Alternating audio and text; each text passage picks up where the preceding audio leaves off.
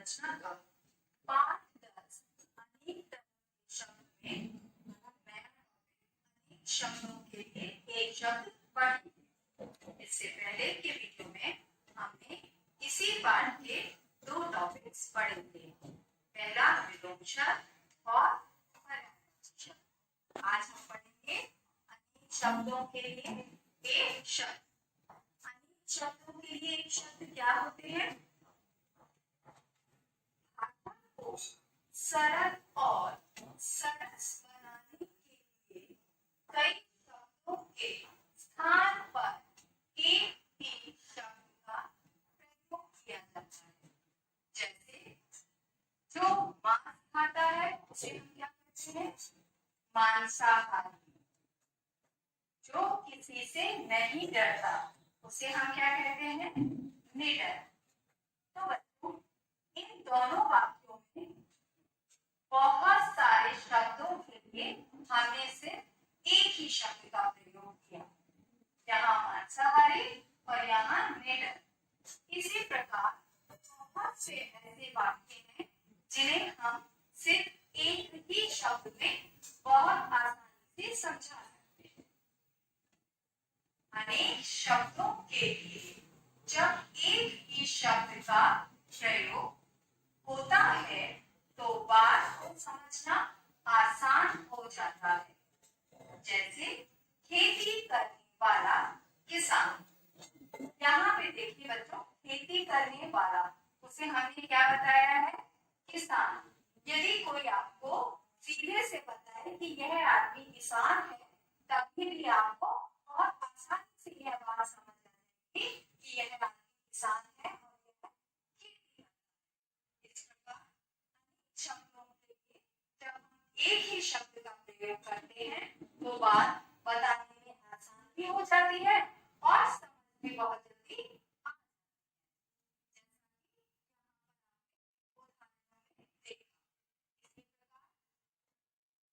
आ जाने वाले कार्य को हम दैनिक कार्य कहते हैं। सप्ताह में एक बार किए जाने वाले कार्य को साप्ताहिक कहते हैं।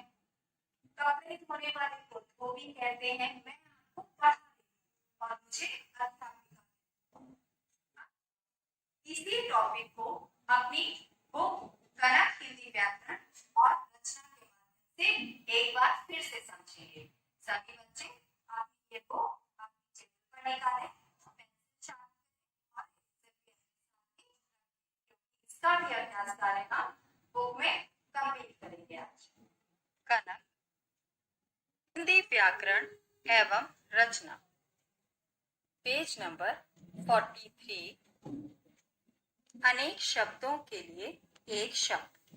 बच्चों, यहाँ आप देख सकते हैं कि कुछ चित्र भी दिए गए हैं और उन चित्रों से भी आप इनके व्यवसाय को बहुत आसानी से पहचान सकते हैं कि ये लोग क्या कर रहे हैं। चलिए अब इसे हम वाक्यों के माध्यम से समझते हैं। जो लोहे का काम करता है उसे क्या कहते हैं? लोहार। जो सोने का काम करता है सुनार कहते हैं उसे। जो चित्र बनाता है वह चित्रकार कहलाता है और जो कपड़े धोता है उसे धोबी कहते हैं। जो पढ़ाता है वह अध्यापक।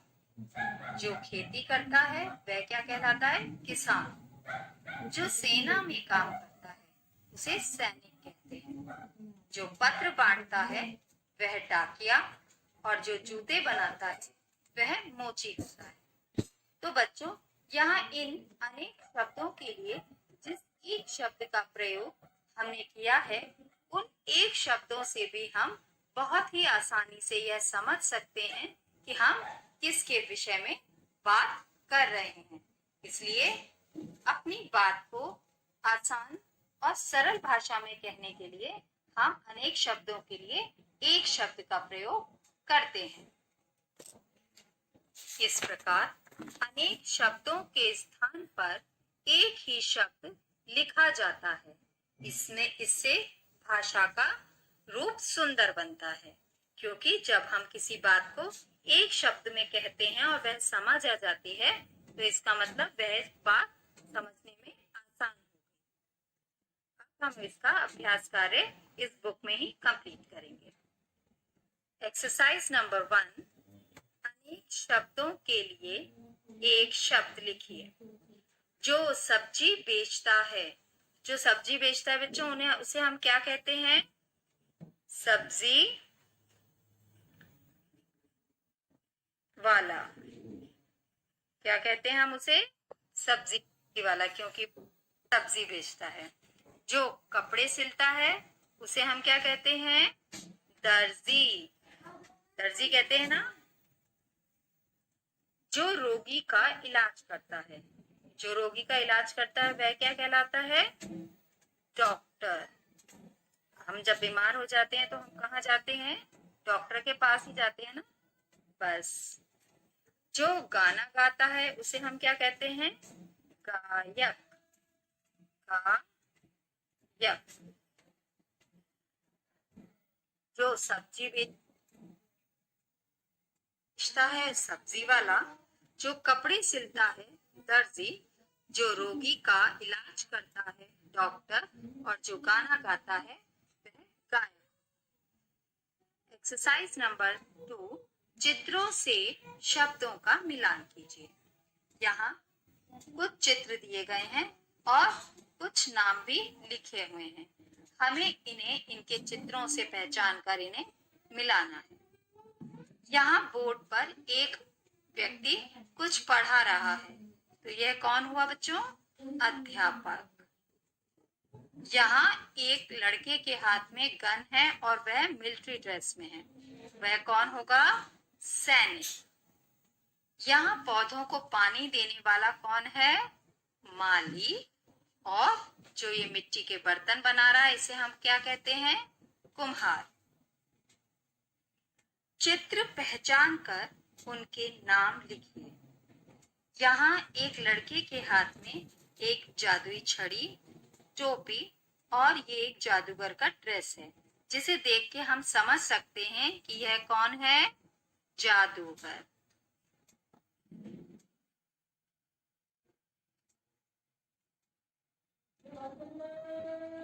यहाँ कुछ आभूषण यानी कि गहने रखे हुए हैं और यह व्यक्ति भी एक गहने को किसी को दिखा रहा है, तो यह कौन हुआ? सुनार। क्योंकि गहने बनाने वाला कौन होता है? जो सोने का काम करता है उसे हम क्या कहते हैं? सुनार। ये खेती करके आ रहा है, इसे हम क्या कहेंगे? किसान। और यह व्यक्ति जो पढ़ा रहा है, जैसा कि अभी ऊपर हमने देखा, यह कौन है? अध्यापक।